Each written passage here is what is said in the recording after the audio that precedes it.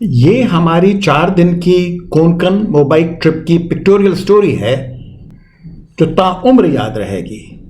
मेरे साहबजादे असीम और मैं किराए की बाइक्स लेकर निकल पड़े। 2 दिन पहाड़ी सेक्शन में, थाने टू हरणे बंदर जो दापोली से ज़रा सा ही आगे है। अगले 2 दिन हरणे से वापस घर थाने की तरफ कोस्टल रूट से। मैंने मोबाइक करीब 45 साल के बाद चलाई और असीम के पास तो मोबाइक कभी रही ही नहीं, पर जहां चाह वहां राह। ये रहे हम दोनों। इस सफ़र में असीम हमेशा की तरह एक इंश्योरेंस पॉलिसी के रूप में मेरे साथ रहा, यानी कोई बड़ी दिक्कत नहीं आने दी। पहले दिन हिल सेक्शन, थाने से निकले, भारी बाइक्स संभालते हुए दिक्कत आ रही थी, पर निकल पड़े तो निकल पड़े। एकदम ग्रीन फॉरेस्ट कवर, सुहाना मौसम। लोनावला के आगे कार्ला केव पहुंचे। ये अजंता एलोरा की तरह ही है, शानदार। साथ ही यहाँ सारनाथ की तरह लायंस वाला अशोका पिलर भी है, थोड़ा डिसफिगर्ड है। यहीं लंच किया, अब चाउमीन तो कहीं भी मिल जाता है।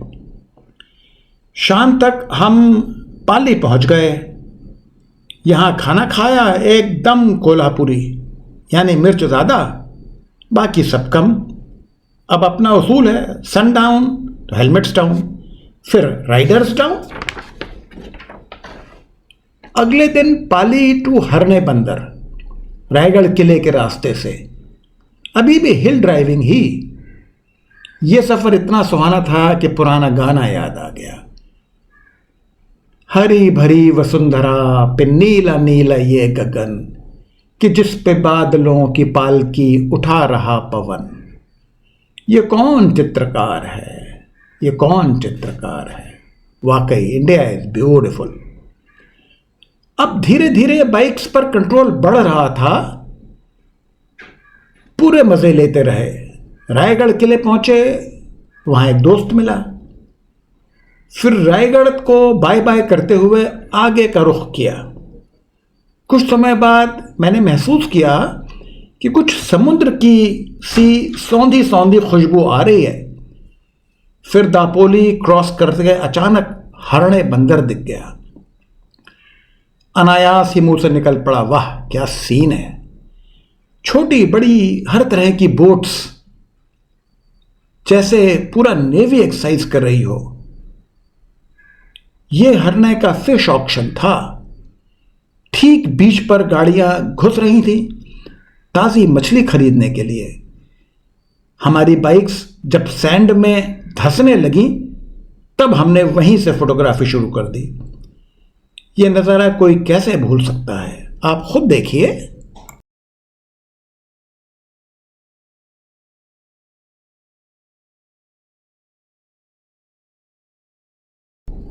अंधेरा बढ़ने से पहले हम अपने रिजॉर्ट पे पहुंच गए। Rested the old bones.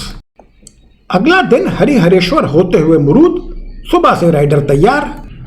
अब रोड बिल्कुल समुद्र के साथ साथ। ये रूट कैलिफोर्निया कोस्टल हाईवे से कहीं बेहतर है। अब की पुराना गाना जरा जोर से उभरा।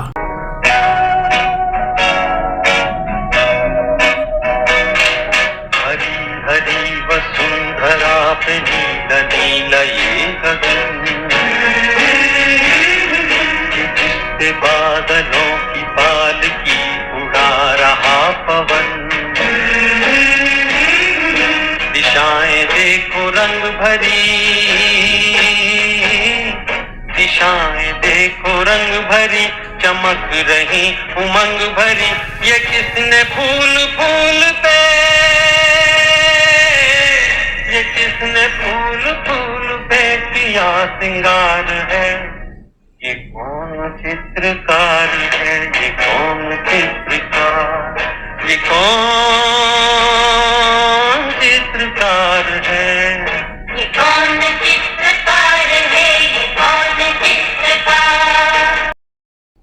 फिर रोड खत्म, लेकिन रोड जहां नहीं जाती वहां फेरी तो जाती है, और वड़ा पाव तो यहां भी मिल जाता है। फिर हरिहरेश्वर, यहां खाना खा के निकले तो फिर एक और फेरी। इस फेरी पर 14 राजपूताना राइफल्स के रिटायर्ड कर्नल बेदी से मुलाकात हुई। देखते देखते मुरुद जंजीरा पहुंच गए। थोड़ी मस्ती करी और निकल पड़े खाने की तलाश में। मिस्टर चिकन सेवा में फिर हाजिर हो गए। सोचता हूं चिकन न होता तो हमारा क्या होता। अगला दिन आखिरी वापस घर की तरफ कुछ और साथी मिले। हम लौटकर मुरूद फोर्ट की तरफ आए। यहां समुद्र के साथ साथ सड़क पर बाइक रन करके वीडियो बनाया। ये रहा असीम और ये रहा मैं। मुझे तो ऐसा लग रहा था जैसे मैं महाराणा प्रताप हूं और अपने घोड़े चेतक पर विराजमान, या श्री मोदी हूं और अपने टैंक पर बैठा हूं। ओशन देखकर कुछ और याद आया। Song of the sea by Rainer. Timeless sea breezes, sea wind of the night, you come for no one. If someone should wake he must be prepared how to survive you. Timeless sea breezes. Alibag Mumbra के रास्ते हम वापस घर पहुंच गए। घर के बुद्धू घर को आए। इस तरह के जोखिम वाले काम अंजाम देने से क्या कोई फायदा मिलता है? यकीनन। सैर व साहिल कर चुके का मतलब है I have already tested the vast ocean, और ए मौज साहिल सर न मार का मतलब है oh piddly wave don't waste your time with me.